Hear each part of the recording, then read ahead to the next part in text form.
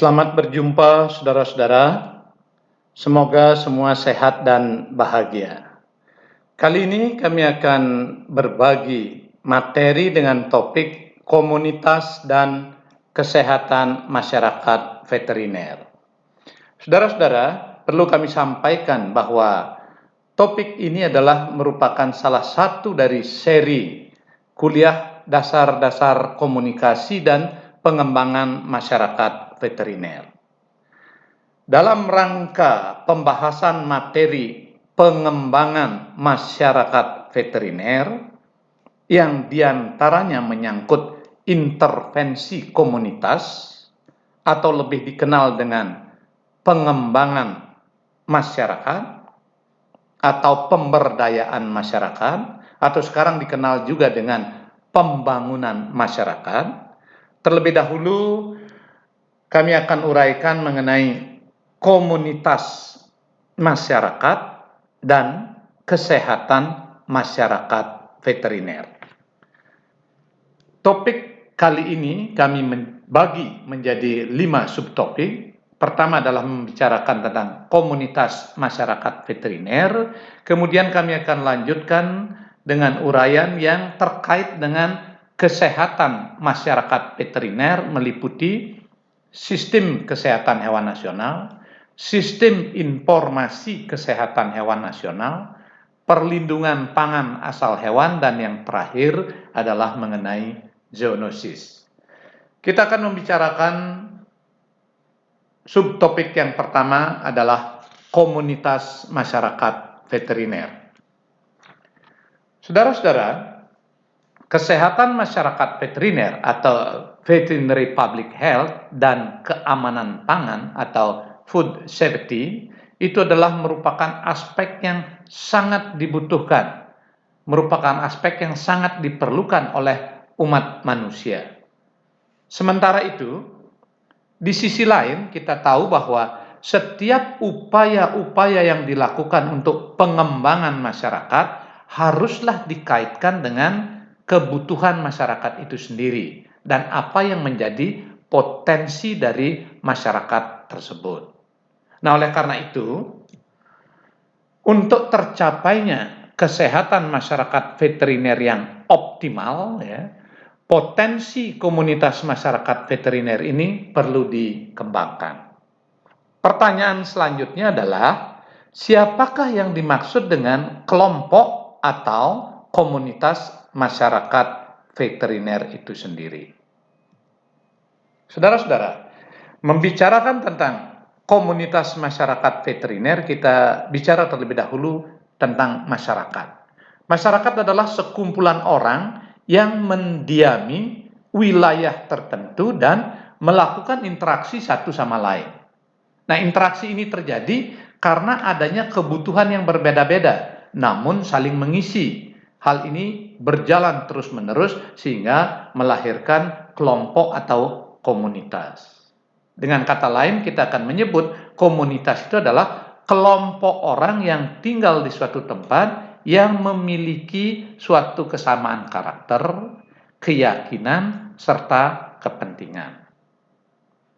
Nah, sementara itu yang dimaksud dengan masyarakat veteriner itu adalah komunitas yang memiliki kepentingan pada kesehatan masyarakat veteriner yang kita singkat menjadi KESMAPET. Kesehatan masyarakat veteriner atau KESMAPET adalah segala urusan yang berhubungan dengan hewan dan bahan-bahan asal hewan yang secara langsung atau tidak langsung mempengaruhi kesehatan manusia atau kesehatan masyarakat. Dengan demikian, yang dimaksud dengan komunitas masyarakat veteriner itu tidak lain adalah kelompok orang yang memiliki kepentingan terhadap kesehatan masyarakat veteriner, yaitu segala urusan yang berhubungan dengan hewan dan bahan-bahan yang berasal dari hewan, baik secara langsung maupun tidak langsung, itu akan mempengaruhi kesehatan manusia atau kesehatan masyarakat. Sebagaimana yang disebutkan tadi, kesehatan masyarakat veteriner adalah segala urusan yang berhubungan dengan hewan dan bahan-bahan yang berasal dari hewan, baik secara langsung maupun tidak langsung, ya, dia akan mempengaruhi kesehatan manusia atau kesehatan masyarakat.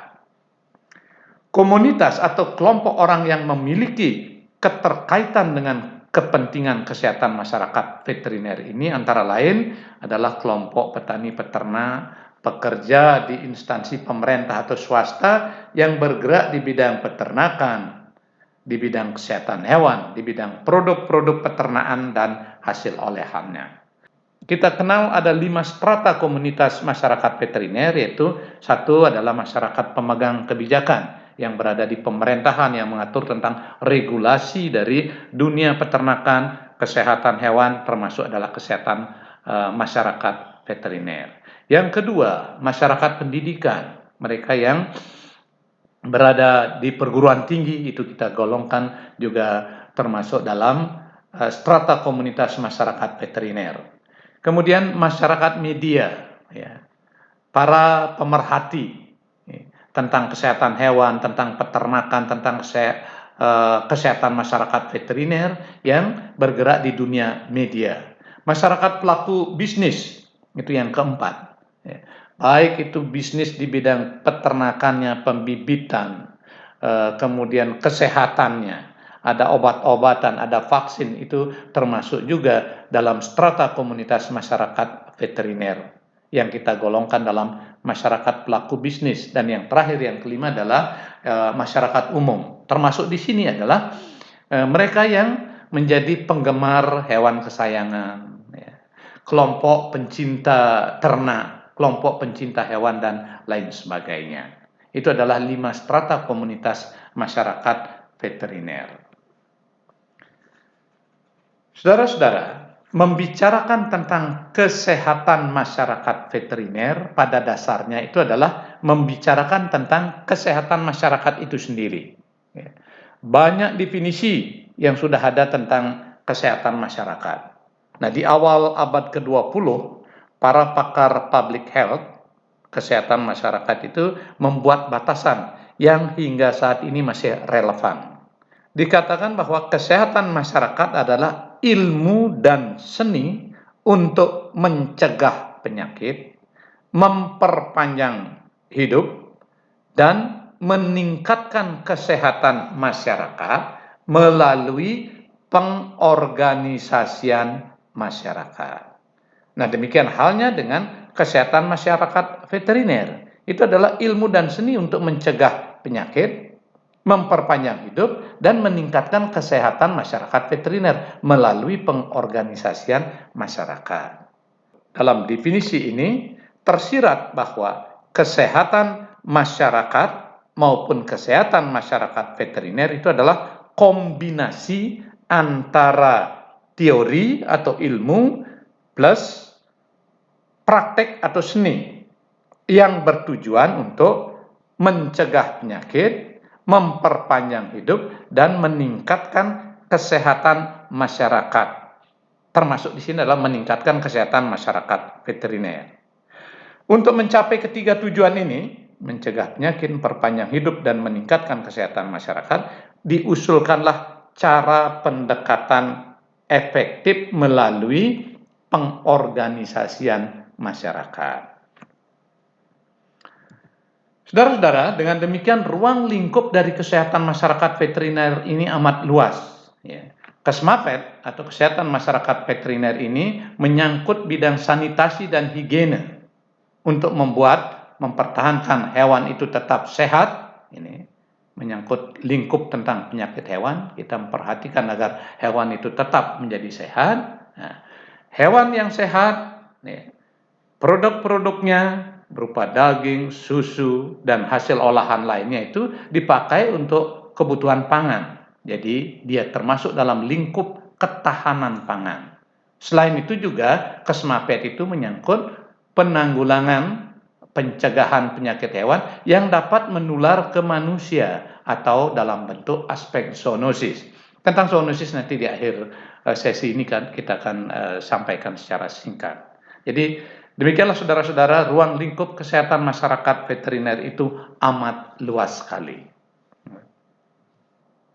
Kami ulang lagi bahwa kesehatan masyarakat veteriner itu adalah segala urusan yang berhubungan dengan hewan dan bahan-bahan hasil hewan yang secara langsung atau tidak langsung mempengaruhi kesehatan manusia atau kesehatan masyarakat. Termasuk di sini adalah kesehatan lingkungan. Dari sinilah kita mengenal adanya One Health. One Health itu adalah konsep satu kesehatan, suatu upaya kolaboratif dari berbagai sektor, utamanya kesehatan manusia, hewan, dan lingkungan, baik di tingkat lokal, nasional, maupun global untuk mencapai kesehatan yang optimal. Kita akan dapat memperinci aspek-aspek kesehatan masyarakat veteriner itu meliputi hal-hal yang terkait dengan diagnosis, surveillance, epidemiologi, kontrol penyakit, pencegahan penyakit, eliminasi penyakit-penyakit yang tergolong zoonosis, perlindungan pangan asal hewan, manajemen kesehatan, fasilitas laboratorium diagnostik, penelitian biomedik, pendidikan dan penyuluhan kesehatan, dan pengawasan produk-produk biologis. Fungsi kesehatan masyarakat veteriner itu dapat kita sampaikan adalah pertama, melindungi konsumen dari bahaya kesehatan akibat bahan asal hewan. Yang kedua, melindungi dan menjamin ketentraman batin konsumen dari bahaya zoonosis. Dan yang ketiga, melindungi petani peternak dari kerugian akibat penurunan kualitas produk. Subtopik yang kedua adalah sistem kesehatan hewan nasional. Saudara-saudara, orientasi dari kesehatan hewan itu dikembangkan lewat animal health approach atau suatu pendekatan kesehatan hewan yang utuh. Kesehatan hewan merupakan bagian dari kesehatan masyarakat dan lingkungan atau public health and environment. Kesehatan hewan merupakan bagian dari penyediaan pangan asal hewan atau food animal dan merupakan bagian dari pengembangan pertanian atau agricultural development dalam arti yang luas. Untuk maksud tersebut, pemerintah telah mengembangkan sebuah sistem yang disebut dengan sistem kesehatan hewan nasional. Sistem kesehatan hewan nasional didefinisikan sebagai sebuah tatanan unsur kesehatan hewan yang secara teratur saling berkaitan sehingga membentuk totalitas yang berlaku secara nasional. Sebagai sebuah sistem, dia memiliki sub-subsistem atau unsur-unsur, di mana unsur yang satu, di mana subsistem yang satu dan lainnya itu saling bekerja sama untuk mencapai sebuah tujuan. Subsistem tersebut terdiri atas pelayanan kesehatan hewan terpadu, pengamanan lingkungan budidaya ternak, perlindungan sumber daya alam, dan pengamanan hasil produksi peternakan. Subsistem ini bekerja satu sama lainnya untuk mencapai tujuan tercapainya kondisi ideal pembangunan peternakan di Indonesia, yaitu ternak sehat yang menghasilkan produk ternak yang aman, sehat, utuh, dan halal, disingkat menjadi ASUH untuk dikonsumsi.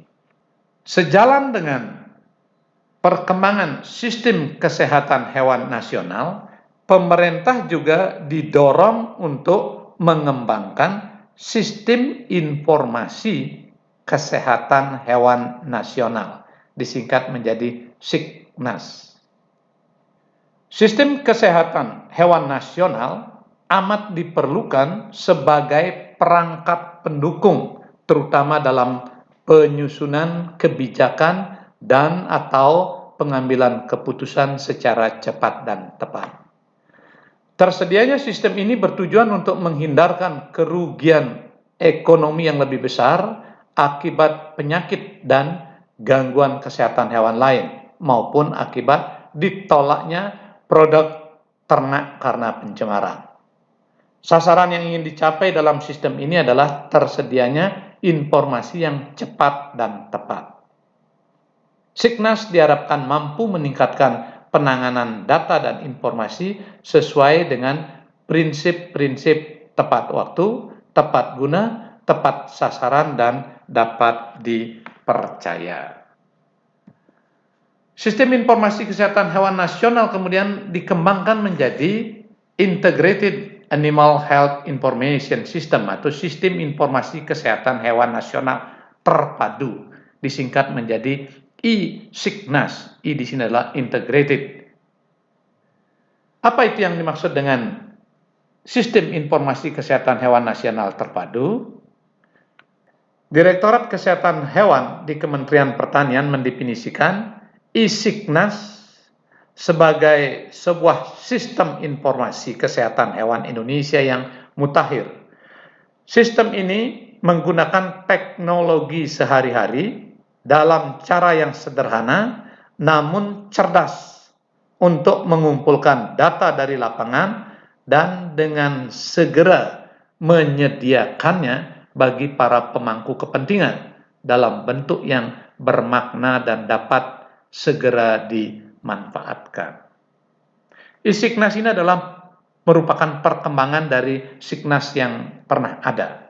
Nah, di sini disebutkan sistem yang pernah ada itu adalah berbasis kertas, namun pada sistem yang baru ini data itu sudah bersifat elektronik. Dikatakan yang dulu itu adalah lambat, tetapi dengan sistem yang baru ini menjadi cepat. Dulu itu adalah mustahil untuk menganalisis data, tapi sekarang tersedia analisis secara otomatis dan juga kemampuan menganalisis data mentah. Dulu itu tidak fleksibel, tetapi sistem yang baru ini adalah sistem yang fleksibel untuk semua pengguna, baik pelapor dan pengguna data.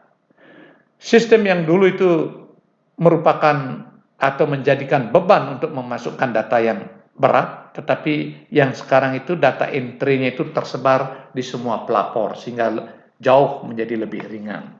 Dulu sistem ini adalah merupakan data yang diperoleh menjadi tidak terbaru, tetapi dengan sistem yang sekarang ini data yang tersedia itu adalah data saat itu juga, the real time, dapat mengakses data dengan segera. Data yang dulu itu sangat sulit diakses, tapi dengan sistem yang baru, akses yang luas di dalam berbagai bentuk. Dikatakan juga bahwa akses data tertutup bagi beberapa orang dengan sistem yang dulu pernah ada, tetapi dengan I-Signas data tersedia untuk semua pengguna. Dulu adalah kurang transparan, sementara sistem yang baru itu sangat transparan.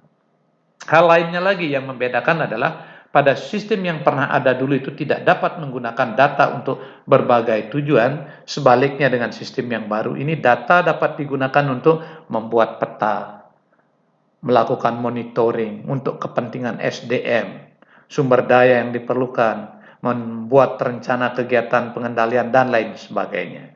Yang dulu itu kecil, keuntungan hanya untuk beberapa orang, sementara yang sekarang keuntungannya besar untuk semua pengguna. Dulu itu sangat pasif dan tidak dapat digunakan. Sistem yang baru itu sangat reaktif.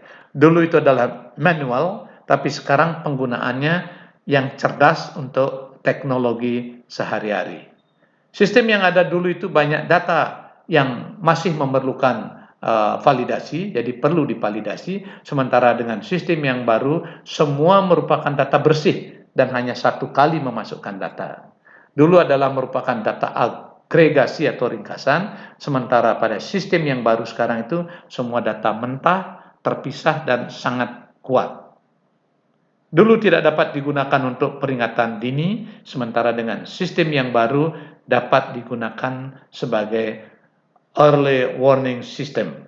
tanda peringatan dini. Dahulu, sistemnya itu tidak ada umpan balik kepada pelapor, sementara yang sekarang instan dan umpan balik bisa mingguan untuk pelapor. Sekarang kita lanjut kepada subtopik yang keempat, itu adalah perlindungan pangan asal hewan. Pangan merupakan kebutuhan dasar manusia. Dengan semakin bertambahnya jumlah penduduk dunia, maka kebutuhan akan pangan juga semakin meningkat. Telah dikatakan bahwa kesehatan masyarakat veteriner atau KESMAPET dan keamanan pangan itu adalah merupakan aspek yang sangat dibutuhkan oleh manusia. Bahan pangan asal hewan itu harus memenuhi persyaratan aman, safety, sehat, healthy, utuh, dan halal. Yang terakhir ini adalah khusus untuk bahan pangan asal hewan yang diisyaratkan oleh syariat Islam. Jadi aman, sehat, utuh, halal yang disingkat menjadi ASUH. Nah, saudara-saudara, untuk memenuhi persyaratan tersebut, bahan pangan harus ditangani sesuai kaedah-kaedah kesehatan masyarakat veteriner.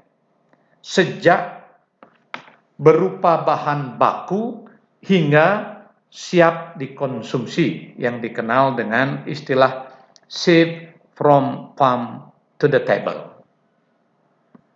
Selanjutnya, saudara-saudara,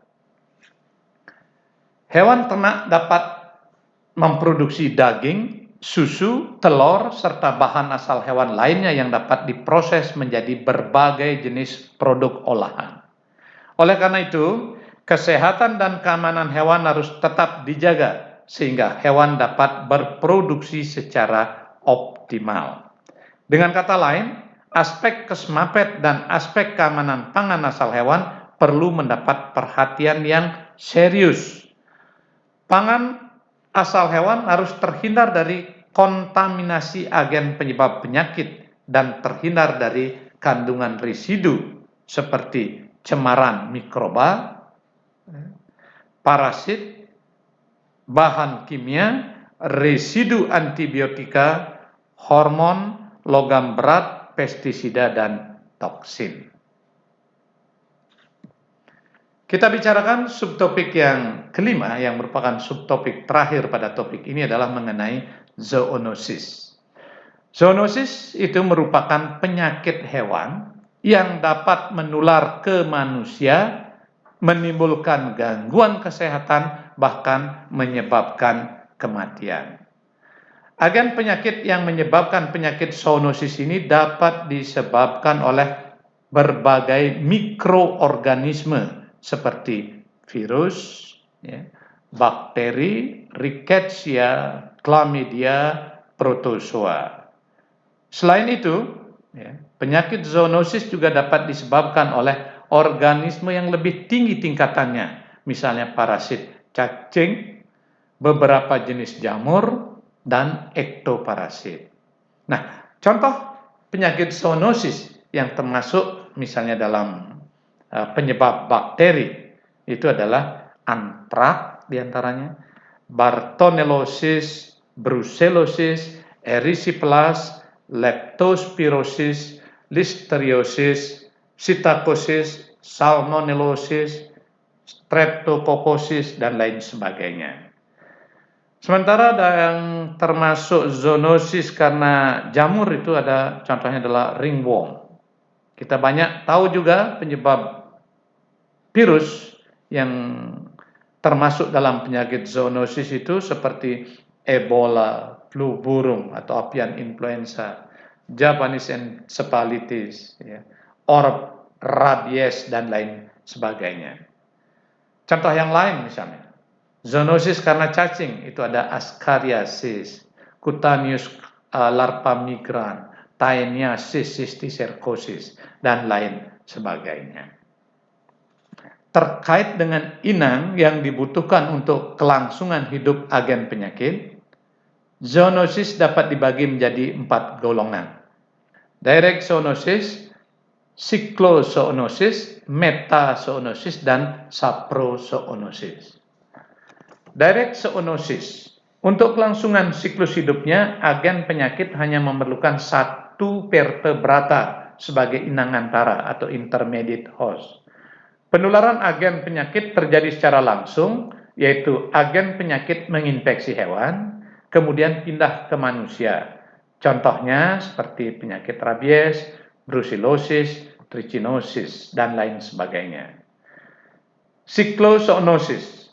Untuk kelangsungan siklus hidupnya, agen penyakit memerlukan 2 atau lebih inang vertebrata. Contohnya, penyakit taeniasis, penyakit hidatid, dan lain sebagainya. Metazoonosis. Untuk kelangsungan siklus hidupnya, agen penyakit memerlukan inang vertebrata dan invertebrata. Contohnya adalah penyakit fascioliosis. Saprozoonosis. Untuk kelangsungan siklus hidupnya, agen penyakit memerlukan satu reservoir. Contohnya adalah penyakit cutaneous larva migran. Saudara-saudara, oleh para pakar disebutkan ada 5 prioritas penyakit zoonosis yang membutuhkan perhatian di tahun-tahun terakhir ini, yaitu rabies, avian influenza, leptospirosis, antrak, brucellosis. Kita bandingkan dengan 8 penyakit zoonosis yang dianggap utama di Amerika Serikat dalam kaitannya dengan One Health Collaboration. Itu diantaranya adalah zoonotic influenza, salmonellosis, West Nile virus, dan beberapa zoonosis lainnya seperti coronavirus, rabies, brucellosis. Demikianlah saudara-saudara mengenai topik komunitas dan kesehatan masyarakat veteriner. Semoga topik ini ada manfaatnya. Terima kasih. Suksma.